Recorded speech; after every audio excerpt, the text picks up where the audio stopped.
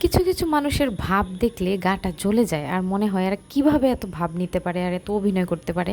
কিছু কিছু মানুষ আছে যারা এমনিতে ভালো আছে, সুস্থ আছে, খুব স্বাভাবিক আছে, কিন্তু যখন আপনাকে বা কাউকে দেখবে, কোনো মানুষ দেখবে, তখন তাদের কোঁকানো শুরু হয়ে যায়, মানে অসুস্থতা শুরু হয়ে যায়, মানে আঁকাবাঁকা হাঁটা শুরু হয়ে যায়, মাথা ব্যথা শুরু হয়ে যায়, তারা হাঁটতে পারে না, কথা বলতে পারে না, এমন একটা ভাব ভঙ্গি করে যে কথা বলতেই পারছে না।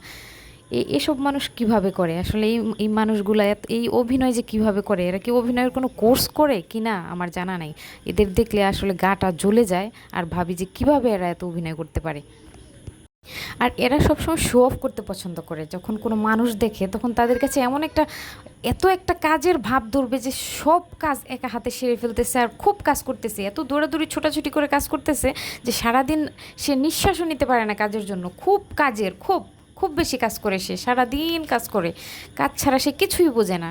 আর কেউ কাজ করে না, তিনি মানে সেই শুধু কাজ করে, এই দুনিয়ায় আর কেউ কাজ করে খায় না, শুধু সে নিজে একাই কাজ করে, এরকম একটা ভাব করে।